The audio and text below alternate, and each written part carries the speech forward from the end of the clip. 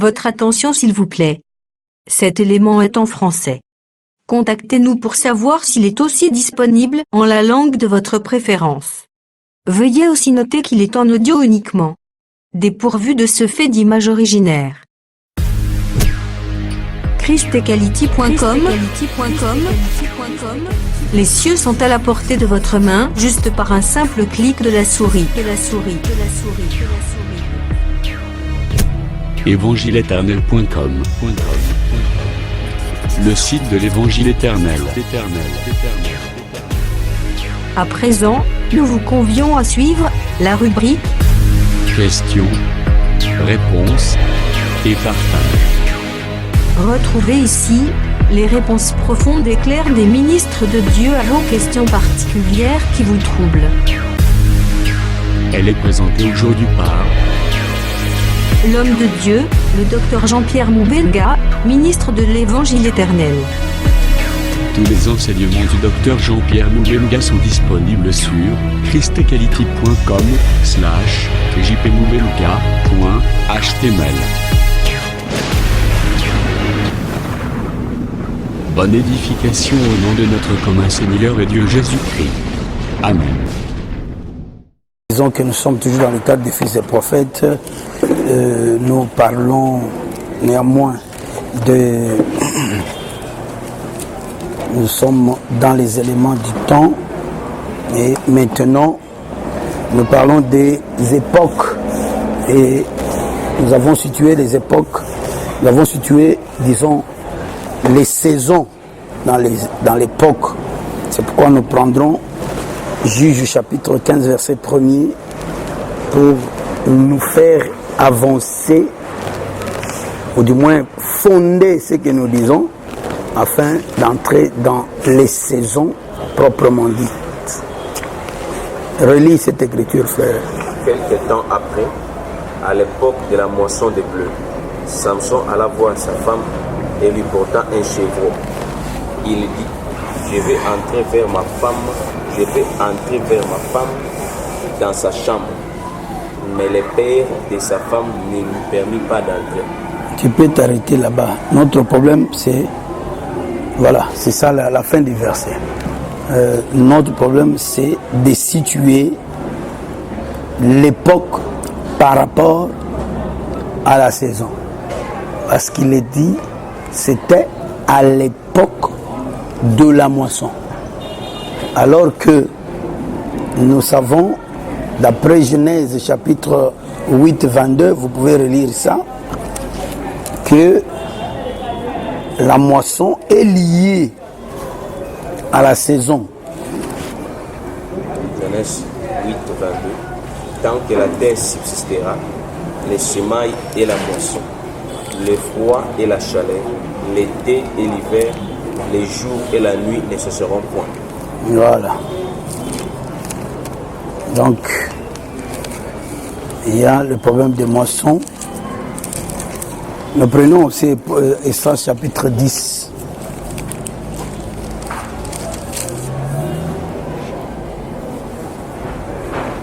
Esdras chapitre 10.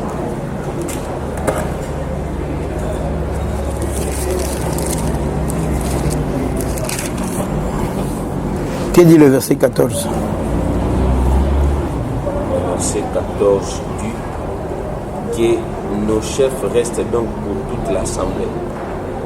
Et tous ceux qui dans vos villes et tous ceux qui dans nos villes se sont alliés à des femmes étrangères viendront à des époques fixes avec les anciens et les juges de chaque ville jusqu'à ce que l'ardente colère de notre Dieu se soit détournée de nous au sujet de cette affaire. Ok. C'est pour confirmer aussi la thèse selon laquelle une époque, c'est un temps fixé. Et nous avons dit, parce qu'en Genèse nous avait dit les époques, les jours, les années. Ok? Alors, nous savons que il s'est arrêté ou le temps, la durée la plus élargie apparemment devait être l'année, les années, du quoi l'écriture est comme cela, pour dire marquer les époques, les jours et les années.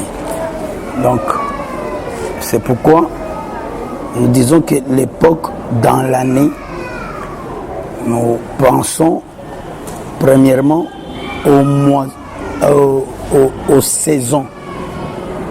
Aux saisons. Et nous avons déjà introduit en disant que parler et faire comprendre les saisons, c'est d'abord parler aussi des pluies. C'est pourquoi nous prendrons le livre de Deutéronome,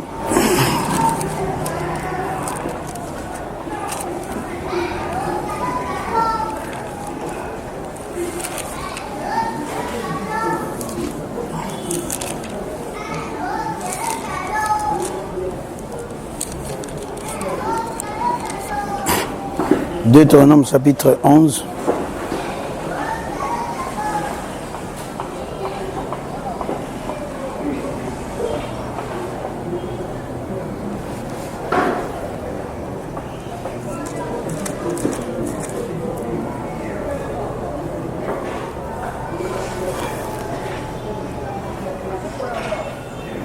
Verset 13-14. Si vous obéissez à mes commandements que je vous prescris aujourd'hui, si vous aimez l'Éternel votre Dieu, et si vous les servez de tout votre cœur et de toute votre âme, je donnerai à votre pays la pluie en son temps, la pluie de la première et de l'arrière-saison, et tu recueilleras ton bleu, ton mou et ton huile. Voilà, ici on a même interprété la pluie.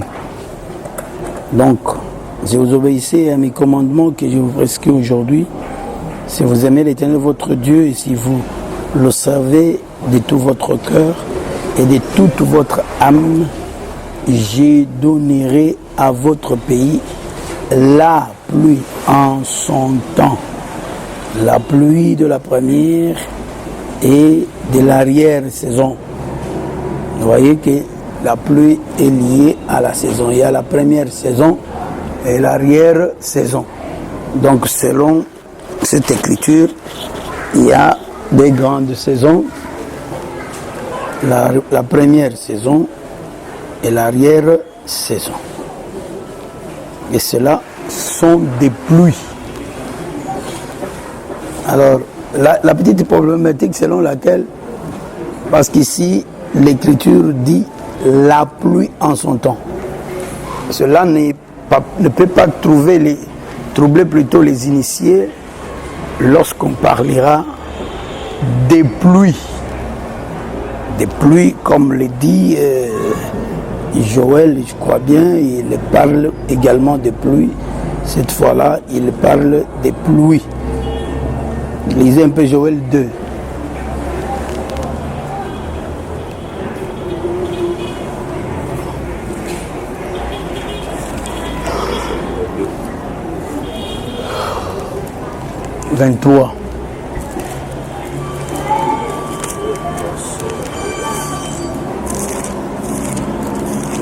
Et vous, enfants de Sion, soyez dans l'allégresse et réjouissez-vous en l'Éternel votre Dieu, car il vous donnera la pluie en son temps.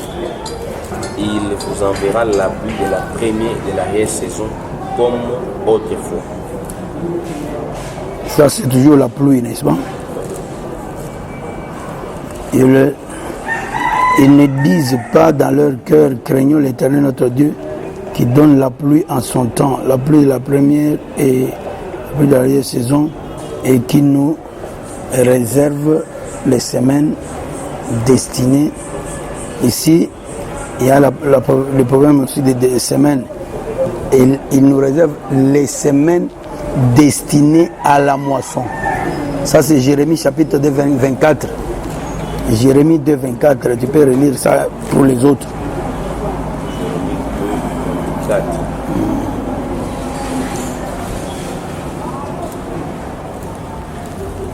ânesse sauvage.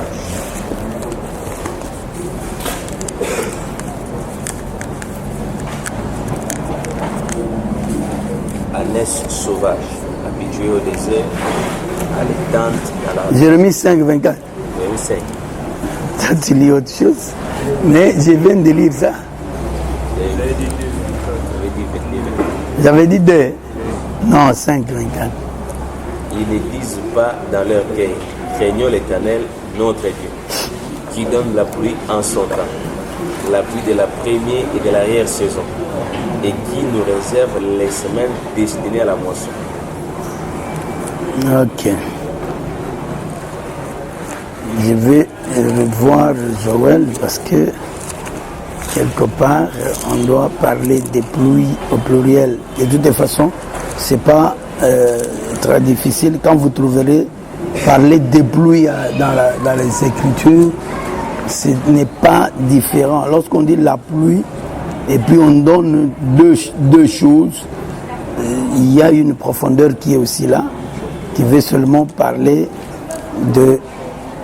d'une même chose répétée 2 fois. Parce que, comme nous l'avons vu avec Ésaïe 55, que le parler de l'Éternel, c'est ça la pluie. Lorsque Dieu parle, c'est vraiment la pluie. Et l'Éternel a parlé 2 fois. Mais tout ce qu'il dit là, c'est une seule chose qu'il répète. Donc on peut en parler comme 2 choses, 2 pluies, mais en fait c'est aussi une seule pluie, mais qui s'est répétée en 2 temps, mais dans des termes aussi différents. Donc là n'est pas vraiment... Oui. Excusez, parce que je vois comme si cette écriture ici parle de pluie au pluriel. C'est laquelle? C'est Jérémie 3. Lis un peu, peut-être c'est cela que nous cherchions.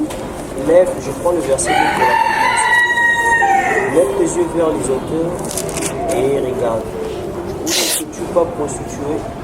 Tu t'es traîné sur le chemin comme l'arabe dans le désert, et tu as souillé le pays par tes prostitutions et par ta méchanceté. Aussi, ont-elles été retenues? Et la pluie du printemps a-t-elle manqué? Mais tu as eu une fondine prostituée, tu n'as pas voulu avoir honte. Donc la phrase c'est aussi les pluies. Il y en a aussi d'autres. Donc c'est clair là. Aussi les pluies ont-elles été retenues? Les pluies retenues. Dans un langage plus facile, ça veut seulement dire que Dieu a refusé de parler. Dieu a refusé de parler. Il vous a privé sans parler. Donc, et puis, la première chose, le premier point, c'est que nous empruntons, nous disons qu'il y a les pluies ou la pluie liée au temps et le nom seulement que Deutéronome a utilisé, il dit pluie de la première saison, de l'arrière-saison. Donc nous dit d'abord tout ce que nous venions de dire la fois passée, que non, la pluie est liée à la saison. À la saison. Et ce sont des mesures du temps. La pluie est liée à la saison. Alors selon cette écriture-là, l'écriture de base de Deutéronome 11, il y a 2 grandes pluies, la pluie de la première saison et la pluie de l'arrière-saison. Si nous parcourons plusieurs autres écritures, nous trouverons que les termes pluie de la première saison, de l'arrière-saison, même d'après les versions, changent aussi. On parle de la pluie. Comme Jérémie 3 qu'il a donné, il a parlé de la pluie du printemps. Et cette écriture est très nécessaire. Elle est importante dans l'évolution prophétique de la pluie. Parce que Deutéronome a dit, si vous respectez ma parole, je vous enverrai la pluie en son temps. Alors il a dit la pluie de la première saison et la pluie de l'arrière-saison. Il faut identifier quelle est la première saison et quelle est l'arrière-saison. Maintenant, ici, Jérémie dit quoi? C'est lorsque l'Éternel constate que le pays d'Israël est pollué, le pays d'Israël est souillé, alors il intervient pour dire, lève les yeux vers les hauteurs et regarde, où n'étais-tu pas prostitué? Il veut faire conscientiser Israël. Il dit, tu te tenais sur les chemins comme l'Arabe dans le désert et tu as souillé le pays par tes prostitutions et par ta méchanceté. Je crois qu'Ézéchiel complète cette écriture lorsqu'il détaille maintenant les amants avec lesquels Israël s'est prostitué. Et ce sont ces gens-là que nous appelons les ennemis d'Israël ou les ennemis de la croix de Christ. Et il a commencé effectivement par l'Égypte. Il est descendu avec les autres, la Syrie et consorts, etc. Alors, maintenant il dit, aussi les pluies ont été retenues. Et la pluie du printemps a-t-elle manqué? Mais tu as eu le front d'une femme prostituée. Vous voyez que la pluie du printemps, c'est comme on peut le constater avec Zacharie 10, hein, où le Seigneur, parlant, il dit, demandez la pluie. Il dit, virgule, demandez la pluie du printemps. Il n'a pas dit, demandez la première pluie là. Donc la pluie du printemps, en effet, c'est la deuxième pluie. C'est ça ce qu'on appelle la pluie de l'arrière-saison. Parce que la première saison, c'est la saison des semailles. Les semailles précèdent la moisson. On ne peut pas moissonner avant de s'aimer. On sème d'abord, ensuite on moissonne. C'est ça le calendrier du laboureur. L'Éternel, c'est lui, le laboureur dont a parlé Jacques. Le laboureur qui a de la patience, c'est le Seigneur lui-même. C'est le Seigneur lui-même. Donc, c'est pour dire que si tu veux suivre, tu peux suivre aussi la parole. C'est la parole. Donc, c'est pour dire, bien aimé, que je crois que nous sommes ensemble parce qu'il faut que vous soyez fondés. Nous parlons de l'époque. Nous avons dit que l'époque est liée aux saisons. De quelle manière? Parce que on nous a parlé ici des époques bien fixées et dans l'année, on parle des époques, de l'époque par exemple où on a parlé, n'est-ce pas, dans Juge chapitre 15, de l'époque de la moisson. Donc la moisson, c'est une époque. Or la moisson, c'est une saison aussi. C'est lié à l'année. À l'année. Et nous avons montré que d'après Genèse 1er, lorsqu'on nous a parlé de certaines subdivisions, on s'est arrêté à l'année. On a dit l'époque, les jours et les années. C'est supposé d'autres choses à l'intérieur parce qu'il y a les semaines, il y a aussi les mois. Donc, c'est comme Jérémie a parlé des semaines de la moisson. Donc, la moisson est importante parce que c'est l'une des époques de l'année. L'époque de la moisson. Mais quand nous parlons de la moisson, il y a une époque qui doit précéder la moisson. on ne peut pas commencer à moissonner pendant qu'il n'y a pas de semailles. Non, ça n'existe pas. Même Genèse chapitre 8, 22, il en a parlé. Il a parlé du temps des semailles et du temps de la moisson. Et le prophète Salomon a dit, celui qui sème, il commence toujours par s'aimer, celui qui sème en pleurant, moissonnera avec allégresse, avec cri d'allégresse, chant d'allégresse. Donc, on sème et puis on moissonne. La moisson, c'est la récolte. Bien qu'il y ait une différence d'après les Écritures. Mais ici, nous parlons dans ce sens-là. C'est ici où nous plaçons que, avant que nous ne voyions la moisson, nous devons d'abord voir les semailles. Je ne parle pas du début de l'année religieuse chez les Hébreux. Non, je parle de manière générale selon la logique divine. Parce que Jacques en a parlé. Il dit que le laboureur attend la pluie de la première et la pluie de l'arrière-saison. Moïse en a parlé. Il dit, je vous envoie la pluie de la première saison et de l'arrière-saison. Donc, il place toujours les semailles avant la moisson. Et c'est comme ça que nous sommes fixés tous qu'il y a d'abord les semailles, ensuite viendra la moisson. Et la moisson et les semailles c'est quelle saison? Parce que nous disons que c'est une époque de l'année. Les semailles, c'est quelle saison? Cette saison-là, puisque nous avons dit que les pluies et les saisons sont aussi des pluies. Parce que chez nous, ici, on parle de la saison de pluie et la saison sèche. La saison. Donc, la pluie, c'est aussi une saison.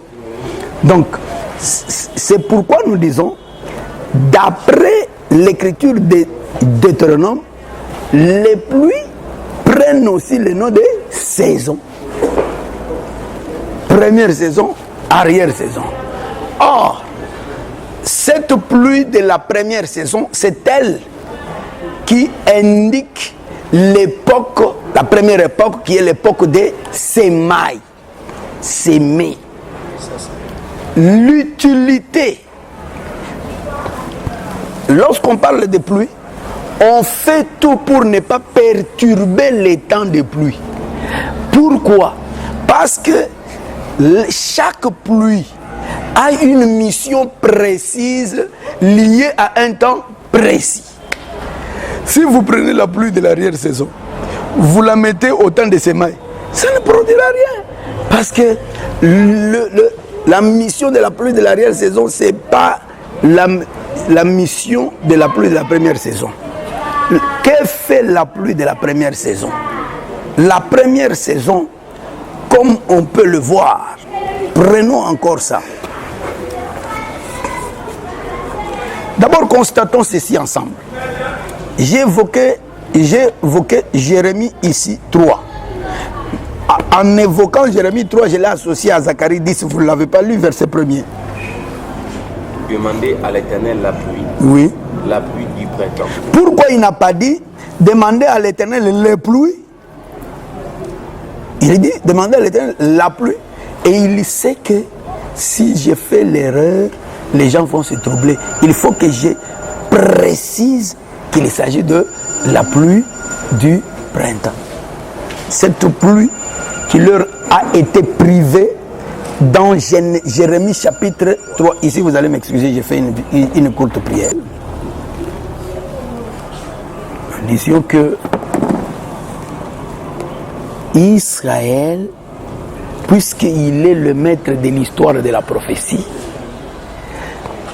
l'histoire de la prophétie d'Israël est que Dieu a commencé. D'abord, vous devez avoir cette précision correcte que Dieu a commencé par se choisir un peuple avant la fondation du monde.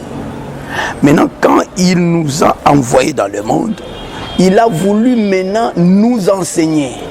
Et étant un bon enseignant, il devait nous enseigner avec des matériels didactiques, avec des preuves à l'appui. C'est comme ça qu'il a repris la chose qu'il avait faite avant la fondation du monde. Parce que nous avons conscience dans le monde et non pas avant la fondation du monde. Et nous avons expliqué ça. Lorsqu'on est dans la création, on ne peut pas comprendre ce que nous étions à l'éternité. Il faut qu'on vienne nous donner cela comme un enseignement pour que nous puissions en avoir l'idée. C'est comme ça que, pour nous donner l'idée, il considère toutes les nations et il s'est choisi une seule nation. Et c'est ce que nous appelons l'élection sous les cieux. Et cette élection concerne seulement le peuple d'Israël. Lorsqu'il a pris Israël, il a commencé à marcher avec Israël. La manière dont il marche avec Israël, c'est un enseignement pour nous donner l'idée de la manière dont il doit marcher avec tout celui qu'il avait choisi avant la fondation du monde. C'est comme ça que nous avons pour mesure d'enseignement Israël. L'histoire d'Israël, c'est ça la Bible. L'histoire d'Israël, c'est ça l'enseignement. Et nous voyons que le Seigneur s'est mis à marcher avec Israël. Il promet à Israël de pluie. Maintenant, Ésaïe, le prophète, nous l'avions déjà dit dans nos introductions, 55, il nous avait dit que quand on parle de pluie là, on parle du parler de Dieu. C'est la parole. Cela nous attire vers Juge 19. Dans l'histoire de l'humanité qui est répétée par Israël, on voit l'humanité trébucher avec Dieu dans l'histoire d'un Lévite qui avait sa concubine et qui est tombé en infidélité et puis il se sépare. Dans l'écart de 3 mois, on voit maintenant le mari commence. Il commence les démarches pour parler au cœur de la femme. Voyez-vous? Et nous prenons cette femme. Nous pouvons la prendre pour Adam le premier, mais nous devons aussi la prendre pour Israël. Lorsque nous la prenons pour Israël, nous nous disons, quand est-ce que Dieu a commencé à coopérer avec Israël? Dieu est descendu pour faire alliance avec Israël sur la montagne de Sinaï. Et nous consultons les prophètes, notamment notre frère David. Nous allons consulter dans les psaumes.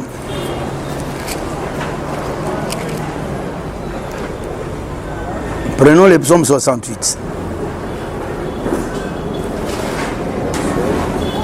Le psaume 68, nous allons prendre les versets 9-10. La terre tremblant, les cieux s'effondirent devant Dieu. Le Sinaï se voilà devant Dieu, le Dieu d'Israël.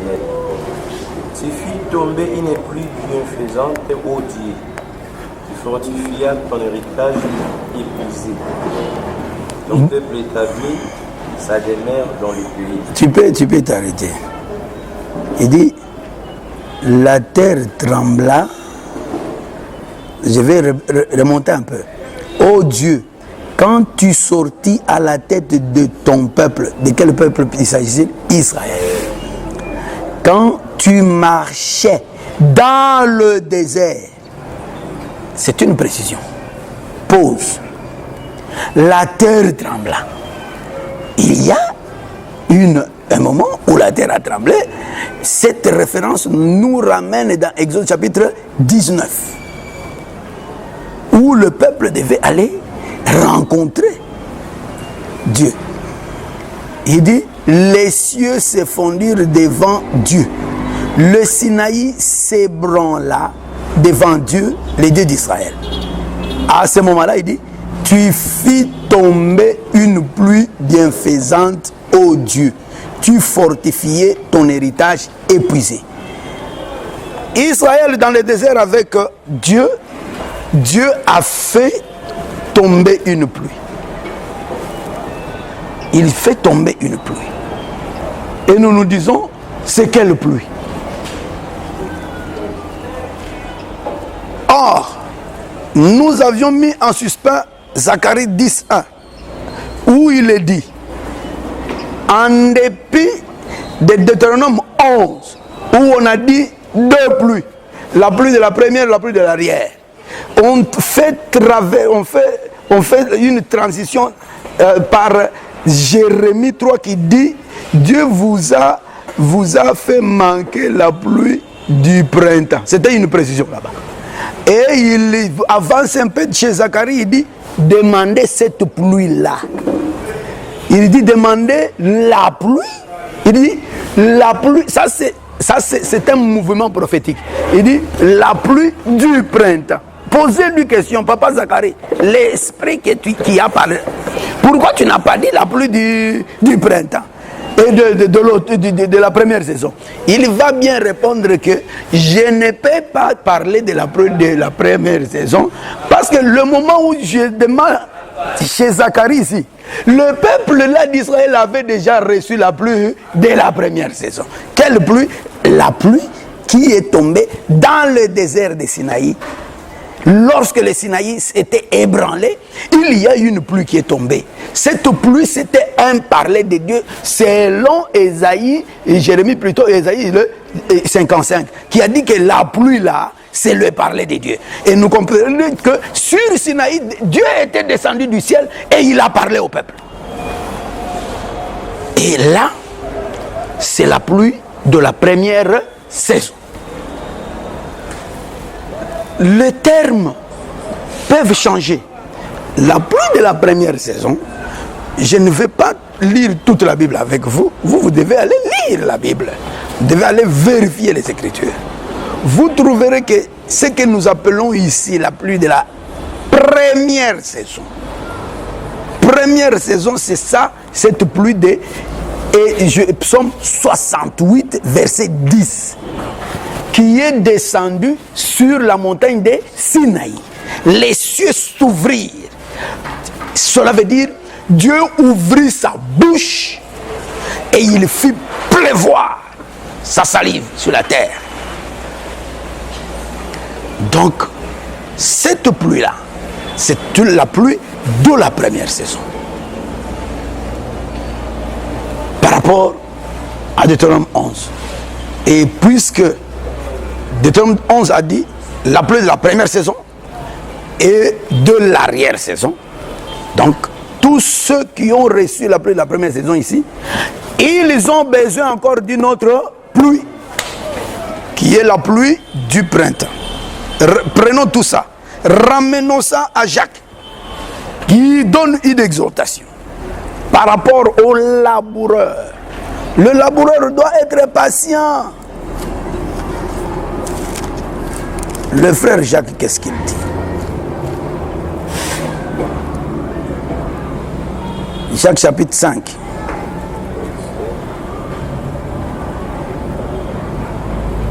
Verset 7 d'abord. Soyez donc patients, frères, jusqu'à l'avènement du Seigneur. Voici le laboureur attend le précieux fruit de la terre, prenant patience à son égard, jusqu'à ce qu'il ait reçu les pluies de la première et de l'arrière-saison. Le laboureur attend le fruit. Il est patient. Il doit voir la pluie de la première saison. Et il doit attendre jusqu'à la pluie de l'arrière-saison pour chercher, n'est-ce pas, le fruit. C'est pourquoi, lorsque Jésus est venu devant le figuier maudit, malgré qu'il s'est précipité à le maudire, Mais il a quand même dit que ce n'était pas l'époque. Ce n'était pas sa saison. Pourquoi? Parce que lui-même qui avait apporté la pluie de l'arrière-saison, la pluie du printemps, voulu, dès qu'il a vu Israël, il l'a bloqué, il a refusé de leur donner cette pluie. Et il savait que si la pluie de l'arrière-saison n'est pas tombée, on ne peut pas cueillir normalement le fruit. Parce que, en fait, la mission de cette pluie, c'est de mûrir, d'amener le fruit à maturité. Mais comment comprendre les différentes missions des pluies? D'abord, ici sur Sinaï, lorsque la pluie là est tombée, cette pluie-là est aussi symbole de la manne. La manne, c'était du pain. Hein? Prenons encore un autre passage. Toujours psaume.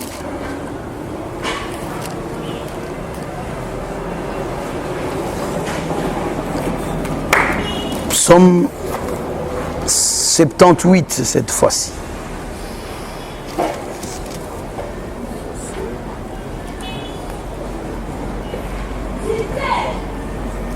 Tu commences au verset 23.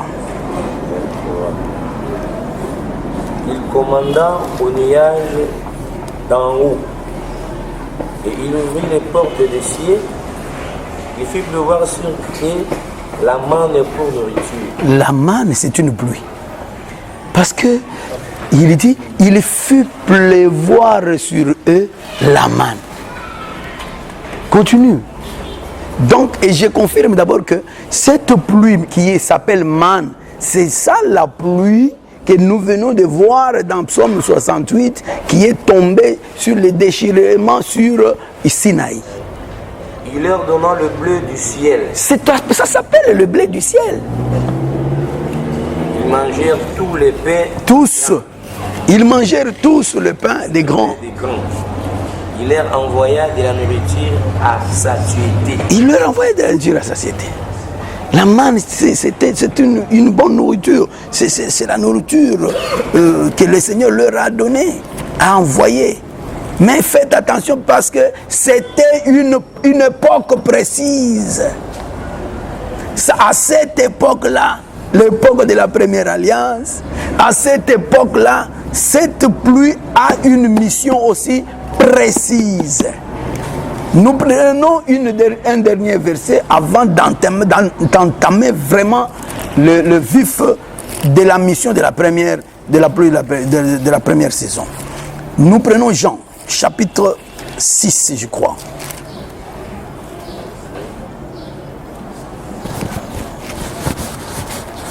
Verset 31, 32 et 33. Nos pères ont mangé la manne dans le désert. C'est dans ce qui est écrit. Il leur donna le pain du ciel à manger. Jusqu'à 33. Jésus leur dit, en vérité, je vous le dis, Moïse ne vous a pas donné le pain du ciel, mais mon Père vous donne le vrai pain du ciel. Car le pain de Dieu, c'est celui qui descend du ciel et qui donne la vie au monde. Voilà. Ici, il y a un petit jeu qui est là, mais nous tirons, prends encore le verset 49 du même chapitre. Verset 49. Vos pères ont mangé la manne dans le désert et ils sont morts. Voilà. Lorsque nous avons parlé de la pluie de la première saison, parmi les éléments qui nous ont identifié qu'il s'agit de la loi, c'est que Dieu marchait avec son peuple dans le désert. Et ici on dit, vos pères ont mangé la manne dans le désert. Alors qu'un autre prophète a dit, non, la pluie, là, c'était, Dieu avait fait pleuvoir la manne dans le désert, ils ont mangé. C'était le blé qui était descendu du ciel. Maintenant, ici on nous dit, nos pères ont mangé la manne dans le désert. C'est encore une confirmation. Maintenant, le verset 49 nous donne le pourquoi de cette pluie. Il dit, ils ont mangé la manne dans le désert et ils sont morts. Donc, l'utilité, la mission de la première pluie, c'est de tuer la semence. Parce que nous sommes ici dans l'affaire du champ. Hein? C'est la pluie qui tombe sur un champ. Lorsque la première pluie tombe, quand elle rencontre la semence, c'est pour tuer cette semence. Jésus a confirmé ces choses en son temps. C'est pourquoi Jésus ne pouvait pas venir dans une autre époque. Il devait venir à l'époque de la loi. Il devait venir à l'époque toujours des semailles. Parce que l'époque de la loi, c'est ça l'époque des semailles. Il dit quoi? Il dit, si le grain de blé qui est tombé à terre ne meurt, qu'est-ce qui va l'aider à mourir? C'est la pluie de la première saison. La pluie là vient pour aider à ce que la semence qui tombe à terre puisse mourir. C'est une pluie qui vient tuer. Voilà comment cette pluie prend un nom. Et elle prend aussi le nom de Moïse. Carrément, c'est un tueur. Un brigand. Un vrai brigand qui vient pour tuer. Voilà pourquoi Jésus étant sur la terre, venu dans la chair pour mourir. L'on a cherché les raisons pour le tuer, on n'en a pas trouvé.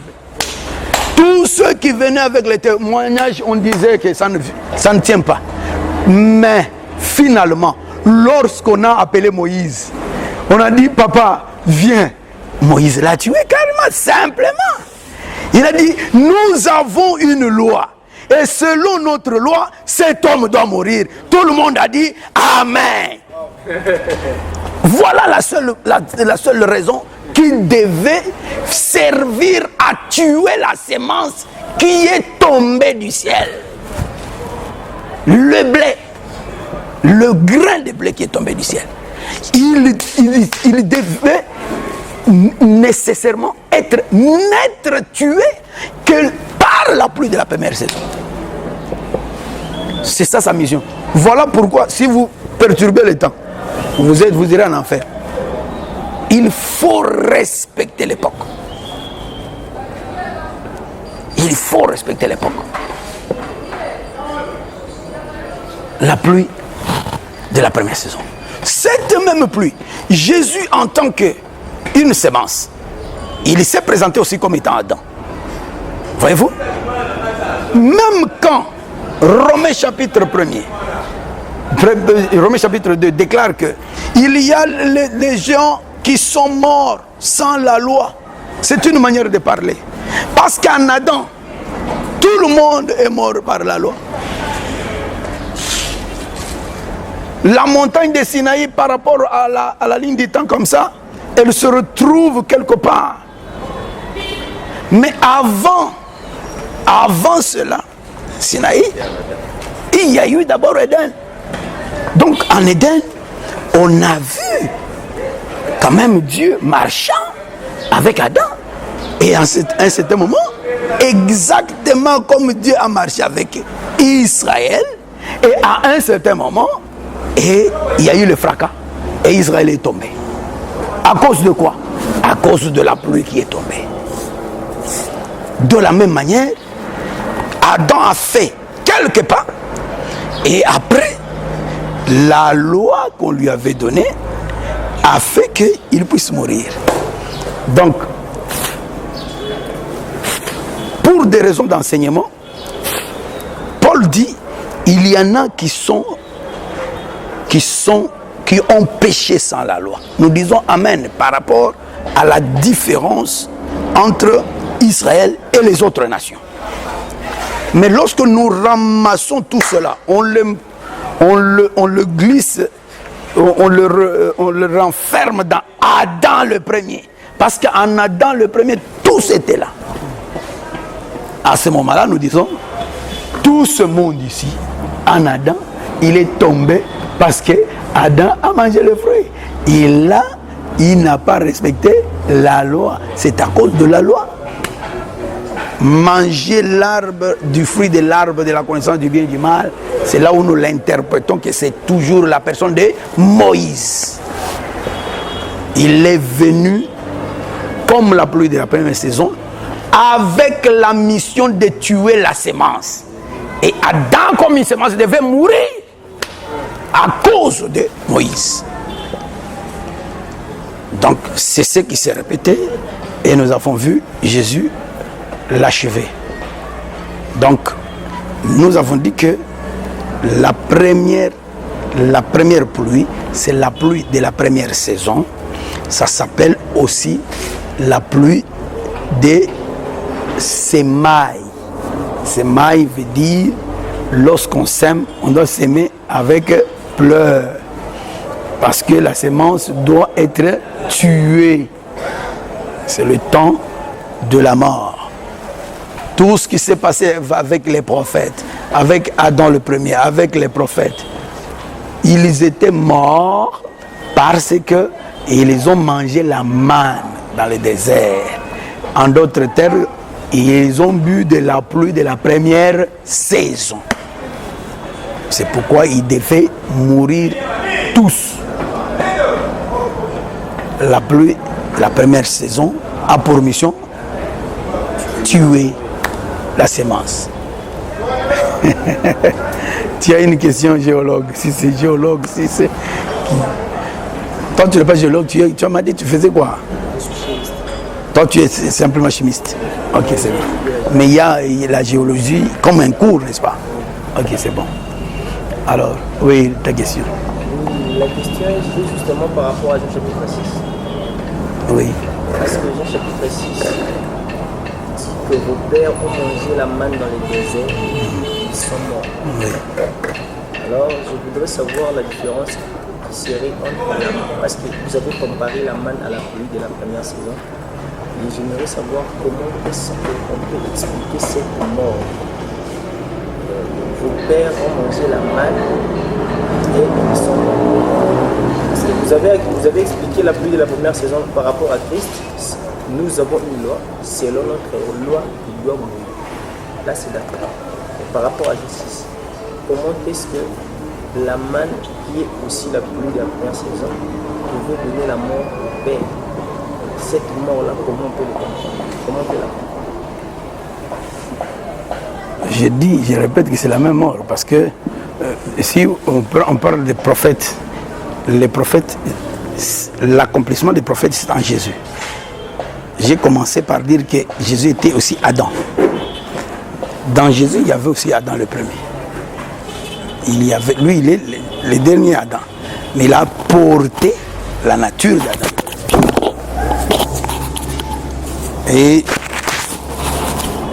Mais en Jésus, il y avait autre chose que ça. Nous prenons par exemple la démarche avec Exode 16. Cette manne-là, lorsqu'elle est tombée, on a donné une loi. Chacun devait ramasser la manne selon la quantité qui lui était suffisante. Je sais que tous les estomacs n'ont pas la même quantité, la même contenance. Mais curieusement, lui qui dit qu'on devait ramasser comme cela, et puis il définit ça. Il dit, chacun devra ramasser un homère. Oh, bon, mon homère, ton homère, son homère devrait être alors variant. Ça, ça reste un peu pendant. Mais, après, le premier jour, lorsque vous ramassez la manne, vous devez tout terminer, ne laissez rien. Parce que si vous laissez quelque chose, elle ne pouvait pas traverser la nuit. Elle ne pouvait pas traverser la nuit. Deuxième jour, troisième jour. Maintenant, au sixième jour, l'Écriture dit, aujourd'hui, ramassez la même manne, mais ramassez ça double. Une quantité double. C'est ce que je dis. En Jésus, il y avait double nature. Donc, il a pris la nature de l'humain mais il a gardé la nature de Dieu. Cette dernière nature ici, c'est ce qui a fait que, malgré qu'il est mort comme les autres, mais il devait ressusciter, donc traverser la nuit. C'est ce qui fait de cette manne du 6e jour la manne cachée. Ici, si tu restes à l'université, tu vas aller en enfer. Quand on dit caché, c'est pourquoi j'ai trouvé des gens qui disaient, nous prêchons l'évangile éternel, mais ils chantent, Jésus était la manne révélée. C'est quel verset? C'est quel verset? Ça n'existe pas ce verset-là dans la Bible. Au moins au village. Dans le royaume du village. Mais pas dans le royaume de Jésus. La manne cachée, c'est la manne du 6e jour. La manne qui avait la capacité de traverser les nuits sans pourrir. C'est Dieu lui-même fait chair. C'est pas caché dans le sens que ça sera révélé un jour. Non. Cette manne-là, c'est ce qu'on a pris par Moïse et on l'a placé, n'est-ce pas, dans la maison de Dieu, dans l'arche. Et ça pouvait rester des jours sans mourir, sans pourrir. Or, les autres personnes, premier jour, deuxième jour, ils n'avaient qu'une seule nature. Et cette nature faisait que lorsqu'ils mouraient, ils n'avaient pas la capacité de ressusciter. Mais Jésus, en venant, il est venu avec une double portion. C'est pourquoi on l'appelle le premier-né. C'est lui qui vient après là. Il nous a précédés. Jean-Baptiste l'a témoigné. C'est un vieillard d'antan. Mais il vient après, comme s'il était petit. C'était un ancien du jour. Donc, Azan Kulutu ya Mikolo, avant Mikolo et Banda, Yasa Yaki. Le Kola Yaki Mokolo ko Kangaye te. Yako leke la Mokolo ko Tambola Likola Mikolo. Mais les autres, ils viennent dans le jour les retient. Le retient. Bon, maintenant je change aussi de quoi. Peut-être que tu ne m'as pas très bien saisi. Donc, la mort de pères, les pères dont il est question sont des hommes nés de l'homme et de la femme qui ne pouvaient qu'être retenus par la mort. Hébreu 2 aussi précise qu'ils avaient la peur de la mort. Toutes ces personnes-là avaient la peur de la mort, c'est pourquoi la mort devait les retenir. Mais il y a un verset qui nous fait voir que c'est un verset que nous avons donné un peu dans la dispersion, quand on a parlé un peu de dispersion, la captivité ou la dispersion. On a dit dans Lamentation chapitre 4 que les pierres du sanctuaire se retrouvent éparpillées partout dans les coins des rues, et on les appelait encore l'or pur qui est altéré. Même s'ils mouraient, ils n'avaient pas la capacité de ressusciter. Mais ils étaient les traces de Jésus. Ce qui a fait que Jésus, en venant, il ramasse tout le monde. Il meurt comme eux pour les retirer. C'est pourquoi il est allé chercher les captifs. Il est monté avec eux. J'ai encore une troisième notion à donner. C'est la notion du sous-autel. Toutes ces personnes-là étaient des gens, lorsqu'ils meurent, dans les séjours de mort, tout le monde n'est pas à la même place.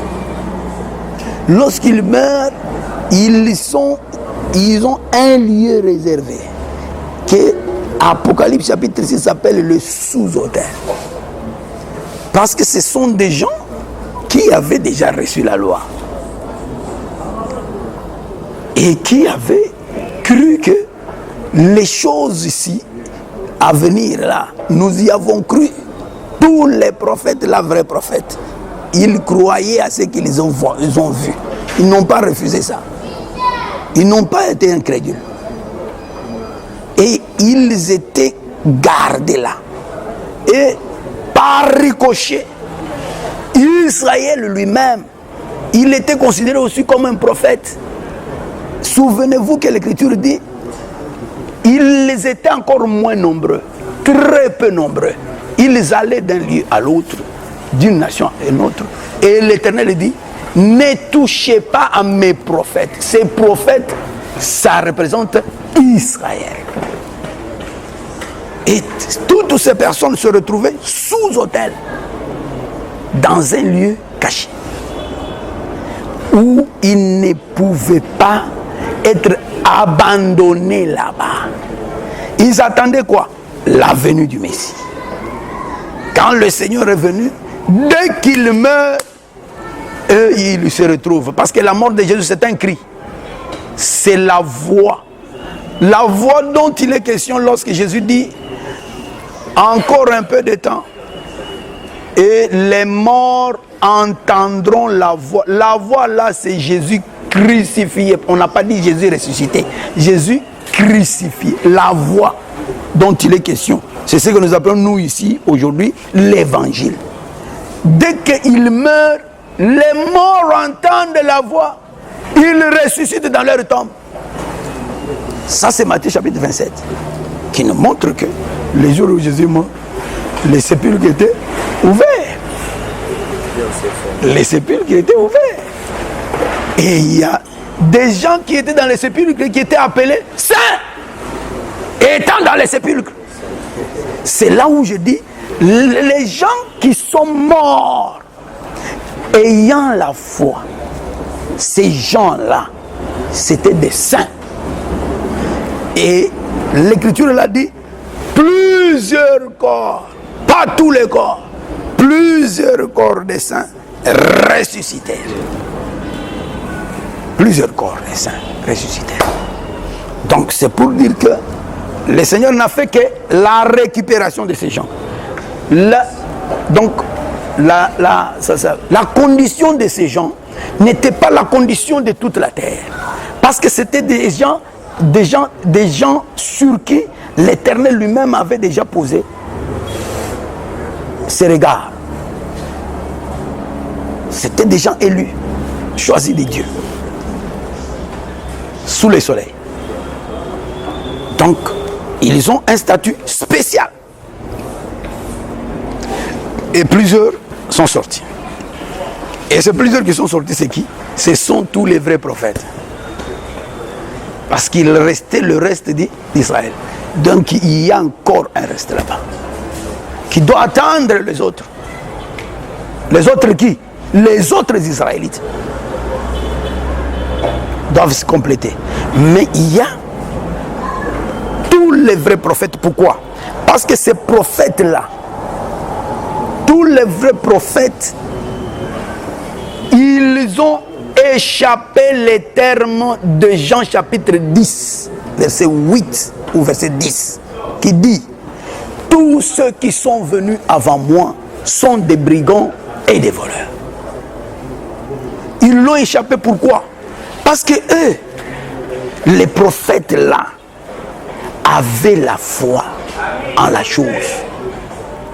Jean, et plutôt 1 Pierre chapitre 1er, verset 10. L'Esprit de Christ était sur eux. C'était pour eux que l'Écriture a parlé par rapport à la première nuit de notre frère Gédéon. La première nuit où la toison était mouillée, mais la terre était toujours sèche. Ces gens-là, l'Esprit de Christ était sur eux. Ils avaient la foi, ils voyaient. Mais ils voyaient des choses loin d'eux. Les choses devaient respecter le temps. Même les morts aussi devaient respecter Le temps fixé. Et c'est comme ça que, lorsque les temps sont arrivés, mais ils étaient déjà prêts. Ils attendaient seulement la mort, la finalité de la mort de Christ. Pour qu'ils disent Amen, papa. Et quand ils disent ça, ils doivent ressusciter. Vous dites Amen à la parole, vous restez mort. Mais ça n'existe pas. et ceux-là. C'est différent avec le reste d'Israël. Le reste d'Israël sont prophètes par rapport à la promesse. Mais ils n'ont pas individuellement cru. Parce qu'ils étaient aveuglés. Mais le prophète n'était pas aveuglé. Il voyait la chose.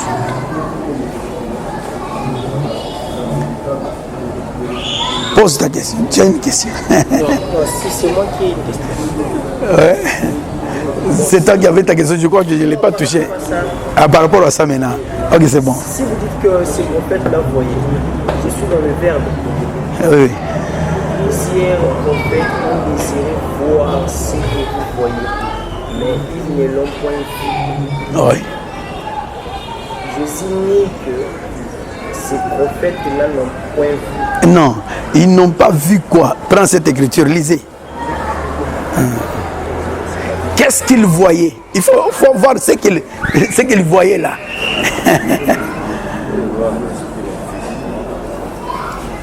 Et vous comparez ça avec 1 Pierre chapitre 1er.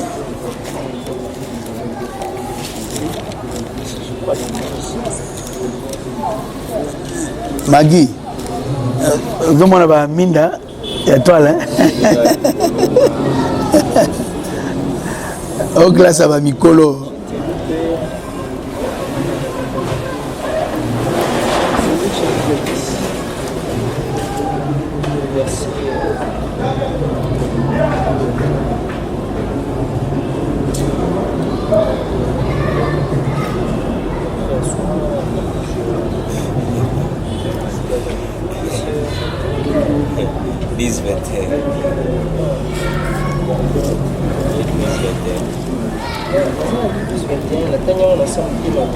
En ces moments même, Jésus tressaillit de joie par le Saint-Esprit. Et attends, oui, les 21, 20 dit quoi?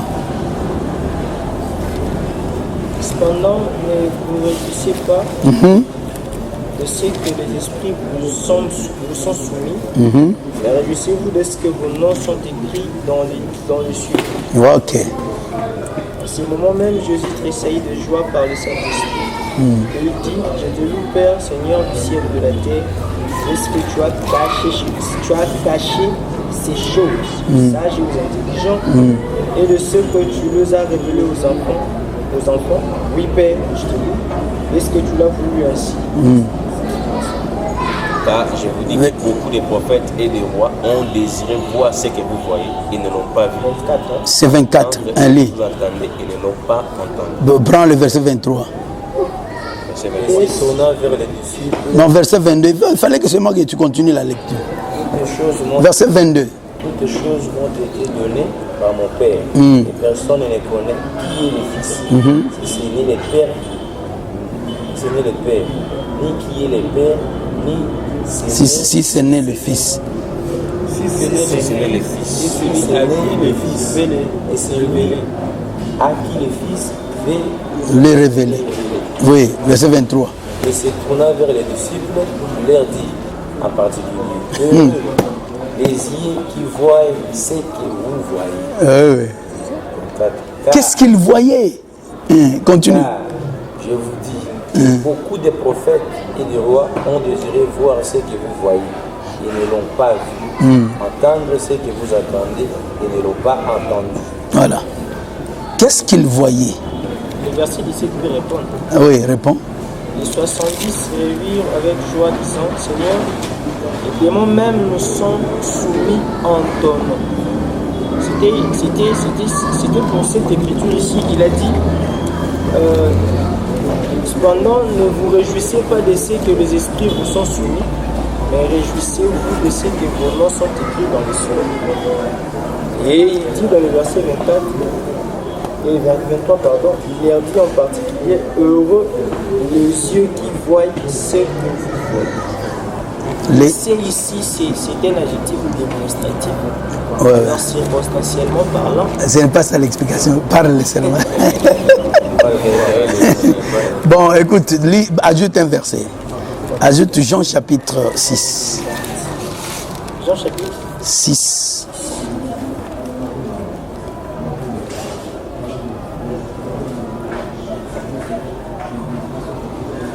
verset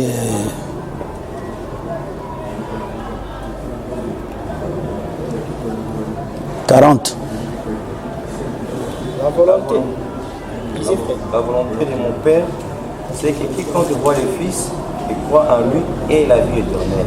Donc ce qu'on cherchait à voir, c'est le Fils.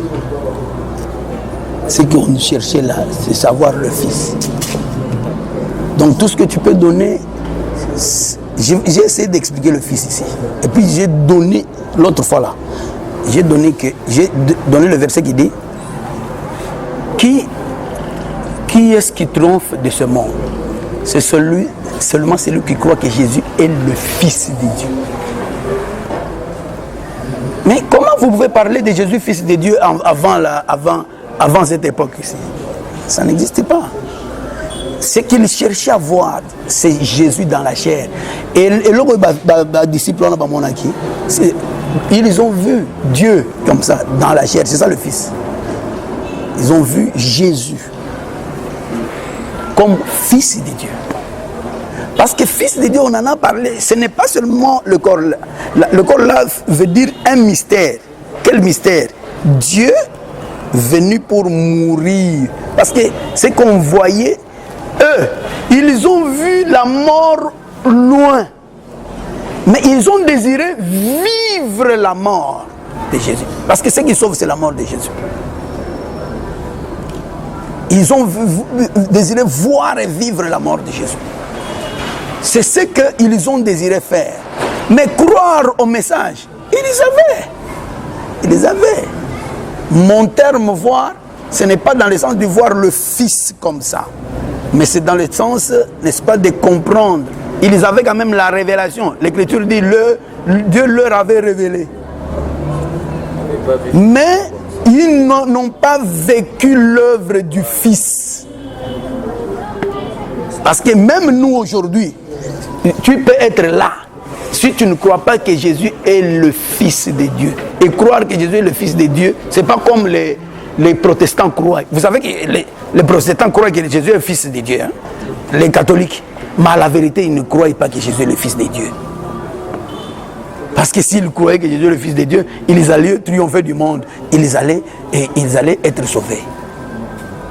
Croire que Jésus est le Fils de Dieu, c'est comprendre le mystère du Père, Fils et Saint-Esprit. C'est comprendre que Jésus, portant la chair ici, il est venu mourir et sa mort, comprendre le mystère de la mort, comprendre que c'est ça l'évangile. Et c'est ce qui sauve. Et avec tous les mystères possibles que nous pouvons avoir là-dedans. Vous avez déjà combien de temps là-bas? 1 heure, 1 minute. Ah oui, là on doit arrêter. Il faut respecter les temps aussi. Hein. Donc, je crois que c'est clair quand même. Hein, c'est clair. Parce que les choses ont été faites de cette manière-là. J'ai voulu dire que tout ça, nous sommes dans la première époque, qui est l'époque, n'est-ce pas, de Semaï, qui est liée à la saison qu'on appelle la saison d'automne. Automne, c'est ça la première saison. Dans d'autres versions ou dans d'autres écritures, on appelle ça la pluie automnière. La pluie d'automne ou la pluie automnière. Et il est comparé aussi à la colère du roi. Lorsque le visage du roi est en colère, et là, c'est la pluie d'automne. C'est-à-dire, il vient comme brigand pour tuer. Ça, c'est Moïse. C'est la pluie de la première saison. Et puis, on aura la pluie de l'arrière-saison. L'arrière-saison s'appelle le printemps. Cependant, en Palestine, nous l'avons déjà dit, nous avons 4 saisons. Mais j'ai brandi les 2 pluies qui sont les 2 grandes saisons, et les deux autres saisons sont attachées à ces pluies-là. Vous avez vu clairement que la pluie de la première saison. La première saison, c'est l'automne. L'automne, quelle est la conséquence de l'automne? Quelle est la mission de l'automne? C'est on doit tuer. Donc quand il tue, on entre dans l'hiver. L'hiver, c'est apparemment même l'hiver, c'est quoi? C'est la glace qui fait que je m'excuse encore. Merci d'avoir suivi ce message et que Jésus-Christ vous bénisse. Si vous avez une question à l'intention de l'homme de Dieu, si vous voulez que l'homme de Dieu prie pour vous, si vous voulez vous confier à l'homme de Dieu, ou si vous voulez tout simplement bénir l'homme de Dieu, contactez-le directement si ses coordonnées sont disponibles depuis sa page. Sinon, contactez-nous et nous lui transmettrons vos préoccupations. N'oubliez pas de faire un tour à notre page évangélisation pour voir en quoi vous pouvez vous rendre utile à Christ par cette œuvre. Que Dieu vous bénisse tous. Amen. ChristQuality.com. Les cieux en un clic de la souris. Évangile-éternel.com, le site de l'évangile éternel. Christ et Quality Fondation, équilibrer la manne ramassée dans le désert de sorte que chacun ait un le maire.